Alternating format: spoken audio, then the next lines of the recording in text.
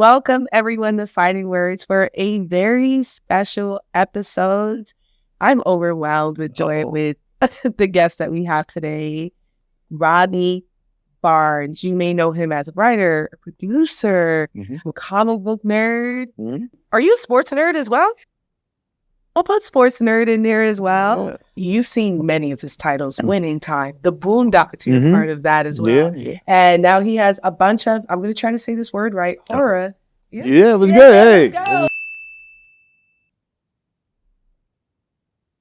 Word. There was a lot of, including Blackula. I can't believe you pulled that off. I was like, this is not going to be serious. Incredible. Philadelphia and Monarch. Yeah. Welcome and thank you for joining us. Thank you for having me. Why do you like scaring Black people?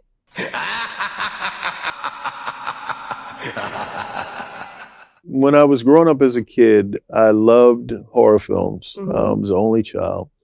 And I loved the Universal movies, Frankenstein, Dracula, Werewolf, the Hammer films with Christopher Lee and Peter Cushing, but I never saw Black people.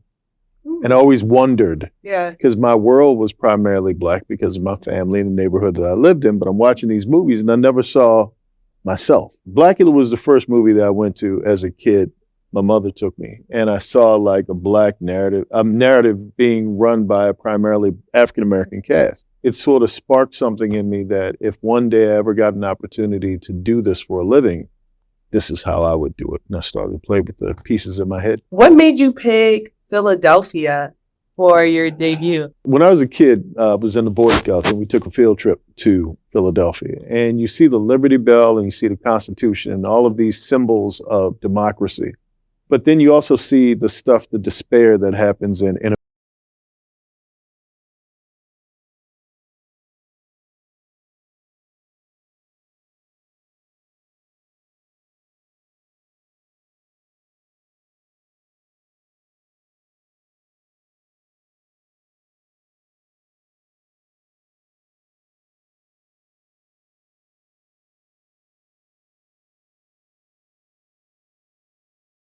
problems. Most of the problems that people of color deal with are really more about the emotional stuff. Yeah. The father-son. It's a lot more about life than it is really about, like you say, the trauma porn. Yeah. Now, the art in Philadelphia is incredible.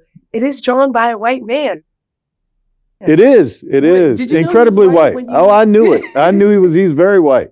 He is married to a Black woman. Shout out to Denora, his wife. When I went over his house, I was hired to interview him for an art book because he does fine art as well as comic books. And when I went over to his house, he had all of these paintings of really sad Black people all over his wall. It was actually a frightening thing. But it felt like the energy of those paintings was like this Philadelphia idea. It would fit really, really well. And so his ability to sort of capture humanity sort of superseded his ability to not be Black. Because he has a Black wife and Black children. Oh, they make him as Black as he's going to be. He's right at the boundary. He's right. He's right there. He's comfortable too. He's very comfortable. Yes. He will ask me questions about what he can and can't say. Really? Yeah, he will. He did it the other day. And what do you do? Sometimes I try to get him in trouble and say, yeah, go ahead and say it. But he is very respectful. He's a good brother. Do you ever make up slang to tell him? No. With my LA friends. For the most part, he understands. He's down enough that he understands enough. But I'm at an age now where my slang is for my generation. So I try not to use slang at all. Really? Yeah. I feel like it could always come back. It could, but I don't want to be the one that's the one that brings it back. Yeah, I shouldn't be the representative of slang of any sort. Not me. Monarch, which is your newest title. Incredible. If you guys haven't read it. Thank you. It made me really sad. How are you writing the script for young people and still making it sound authentic? Struggling as a kid is a universal idea. Some things that are specific to today that I can't relate to, so I don't try to. Things about dealing with your parents or being, in this case, one of the kids is a foster child. Idea of not having a nuclear family and not having support and wanting nurturing, I think is universal. And I think it's evergreen. So being able to sort of implement that idea into a story, I think it's relatable across generations. Is it set in the current time, or is this set It's in in the current time. 90s? I Current thought it time. was set in the 90s because of your style. Their style, but that's Alex Lynn. He was the guy that drew that. He's from Brazil. So That's how kids are looking at Brazil. I like the art, but it does feel, it has a retro kind of feel to it. Yeah. Yeah. I will say, I feel like, I'm saying these kids, but I do feel like 90s style is very much in fashion right now, so it still fits. Yes. I think it was the high top phase. The high top phase, yes. These kids are in the 90s. Do you think the Boondocks is a horror show as well? I think through the lens of today, yes. I think for the period of time that we made that show right before social media sort of hit, it fit the idea of how people used to communicate. You know, people used to just talk to each other, and I think you might have had Black Planet and a couple of other smaller ways of communicating. Crazy. Yeah, some of that, MySpace and those things. But it wasn't like what social media is today, which is a pivotal part of how we communicate and sort of disseminate information. I'll say yes through the prism of today. I think through when we were doing it, it was just more of trying to be funny and relevant. It almost feels prolific, like rewatching some of the Boondocks episodes. And controversial R&B superstar R. Kelly will be heading into court tomorrow for the first day of his latest highly anticipated trial for child pornography. Somebody sent me something on my phone and it said that I hog-tied her. I don't know how to hog-tie people. Kelly thing happened twice since you did that episode. Yeah. The Usher episode. Yeah. That happened to Keke Palmer. Yeah. Like there's so many episodes that I'm like, are they clandestine? No. Like how The Simpsons has that too. They have that quality of being able to go back. I think they predicted Trump and a couple of other things, but yeah, I think it's, human nature so well. I think that's clear in your writing, clear in the shows that you produce. Thank you. How did you create that connection? Only child. When you're an only child and you sort of live in your own mind and you really only have your own imagination to deal with, you pay attention to people. You pay attention in a different type of way because you're going to go back and be by yourself at some point. So I think being able to sort of internalize and create a sense of empathy for people. I read a lot of not adult like nasty books, but Man Child in the Promised Land, a lot of things that were beyond my years as a kid. So I sort of had this understanding about what I thought life was. And I just looked at it through a different prism. You're the first only child I met that I'm like, he's really cool. Yeah, I've gotten to a point in life. If you had met me in my 20s and 30s, you say, nah, forget but that. my God, he'll be nothing. He'll be that. Wait, but you're very tall. Were you an athlete as well? Did people pressure you to do that? That's a great question. In junior high and high school, basketball was a given.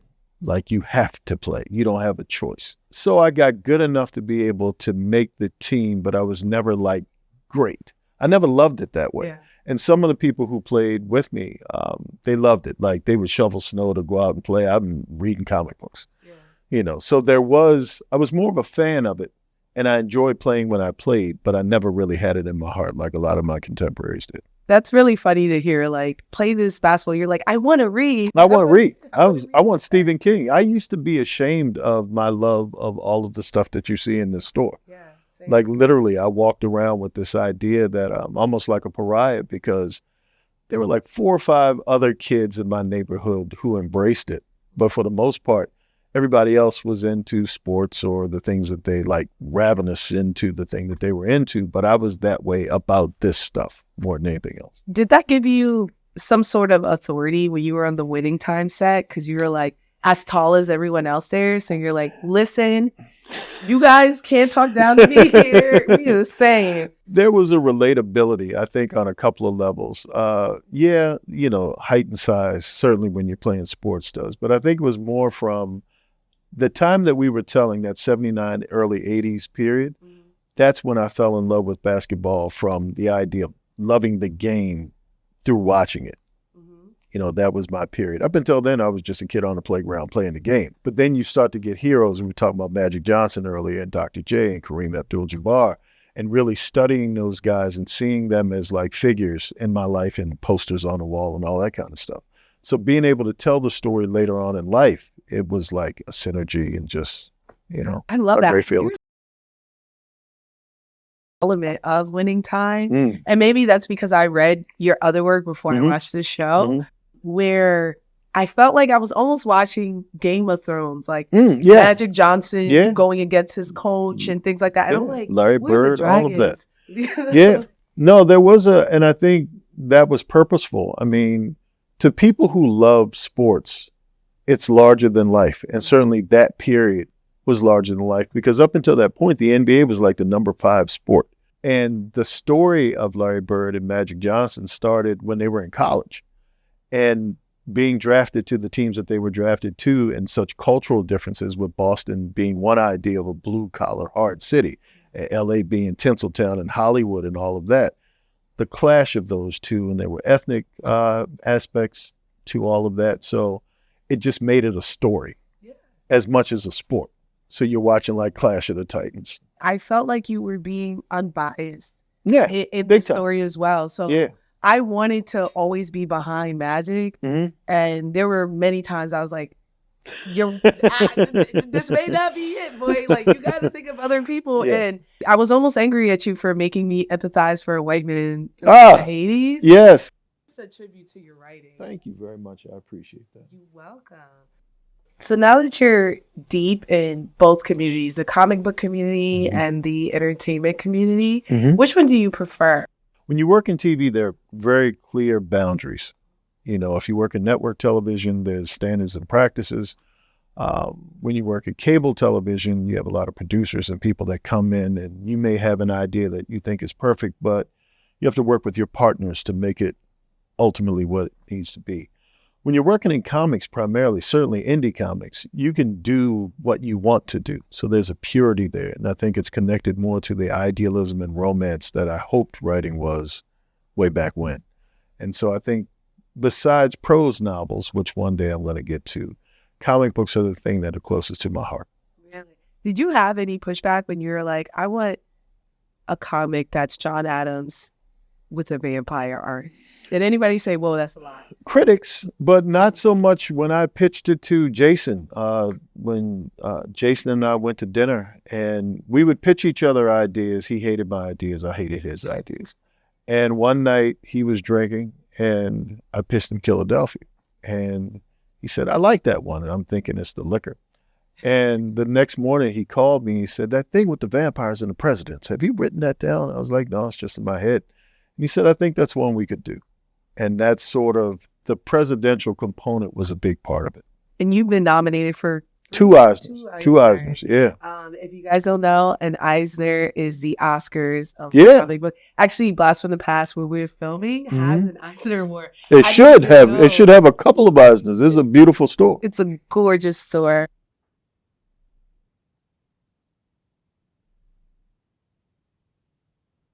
I didn't make it to the Eisners, but I was watching it online. I made it. Super Bowl.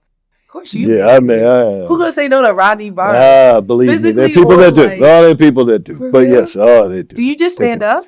No, that doesn't work. That doesn't work in this environment. It doesn't. It works on the street, but it doesn't work in the boardroom. In a comedy thing. When I talk about your work, I pitch Philadelphia first because it sounds so ridiculous. Yes. And it's one of the most heartbreaking, touching stories, especially if you have any type of daddy issues. Yes. I mean, that definitely comes up. And I'm so glad that you were able to take a risk, but also that comics are at that point where like storylines like that can also be. Thank you first. But I think when people are critical of comics and the comics community, I think on the other side of that, there are a lot of stories that exist now that didn't exist when I was coming up. You never would have imagined that a story like even Philadelphia would exist. So Bitterroot, we could go on and on and on, naming different books and different stories. But you have a lot of different voices in the community now you didn't have before. And that's in part because of you and the work you've been doing. JSA aside, you are very Black. Yeah, I'm incredibly Black. I'm incredibly Black. Always saying that. There's a very raw, primal idea what the African American experience is in America in my hometown. And to this day, you still feel the weight of all of that. And I think it's a really big part of my heart that I bring with me. Just being able, it's an honor to be able to tell stories about my culture. What was your favorite character that you've read? That I've written. Wow. I would say in comics, certainly Seesaw, the Seesaw character in Philadelphia. You very rarely see young black men, like when you look at a show like The Wire, the younger black men typically were scrambling on the streets and they were smart. You had different, I love The Wire for what it is, but you didn't see certainly the lyrical quality that I try to give characters like that in Philadelphia. Anansi is a god, but he looks like a brother from the streets. Seesaw is a character who may be the strongest character in the entire Philadelphia universe. I like being able to infuse ideas of what you think a character is with ideas of what he actually is and potentially could be. And now Spawn is making their appearance. On Savage Dragon, Blackula is in Philadelphia, Dracula. So we wanted to do an arc where it just felt more like a comic book and not so much the sadness and the melancholy. We wanted to have fun for a couple of arcs. And so, yeah, a lot of guest stars. Did you talk to Michael J. White before you said, I'm doing Spawn? Oh, talk to Todd McFarlane. Okay. Did not talk to Michael J. No. J. I see him from time to time, but no. Does he know? No, I'm sure I don't he think knows so. you know him. We have crossed paths, I think, when Black Dynamite, shout out to Carl Jones, when they were doing that, I showed up a couple of times and talked. And we've shaken hands a couple of times, but I don't know him. When Philadelphia ultimately gets I hope so. by network, would you prefer it to be animated or live action? Live action. It's ironic that we lost the great Andre Braugher. He was attached to Philadelphia to play James Sangster. So yeah. Really? That broke my heart. Definitely. I think he's an incredible actor. Yeah. It was an honor to be able to get to know him a little bit because I was a hero from Homicide: Life on the Street, and anybody who knows me knows how much I loved his work. And the idea, just the thought that he would be connected to Philadelphia in any way was something that always kept me wanting to keep the book at a certain standard. It's one of the books I recommend to people who don't read comic books because it reads like something that's just animated, an actual look. And it is sad, but it's beautiful. Thank so you. Congrats. Thank you. I know it'll get picked up. I hope so. I mean, I think in 2024, with Winning Time ending and a couple of things that I have going in development, now I have some time to actually apply to it and, push the pedal down a little bit and see what I can do. So. You're going to be like, when is this being announced? I hope so. Well, I have a gift for you. Uh-oh. Yes, it's branded. Uh-oh. What do we have? My special Fantastic Frankie bag. I got to have this. This is I'm my Kiki. Thank you very much. Thank you. So you can take it out and show the camera too. What do we so have? Since this is actually from Blast from the Past, I bought gifts from here. And since you love terrorizing black people, I got you Namor. Yes. Who also loves to terrorize black people. Yeah, he did it in a movie. He did do it. He did it in a movie. So I figured you can look at him. Yes. And every time you're writing something scary for us, you could be like, I need to be. I like the way you and Michael both have you have the Rock. And I think he had Storm. He stole that from me. Okay. All right. So now I've got to figure out how to put a mic on mine. So when I do my podcast, I can do this and say, "God from here." Okay. Yeah. All right. Admire your energy on both ends. So, yes, thank you very much. Thank you. Trying to get them to hold the staff. But yes. It never gives me something to play with. It's like, yes, you've lost my attention now. You had it. Well, the good thing is we're done. All right, yes, because I will sit here for another hour and be like, Rodney, you have to leave. But yes, thank you very much. Thank you so much for joining me. Thank you. If you guys have not seen or read any of Rodney's things, you are sorely missing out. Philadelphia is incredible.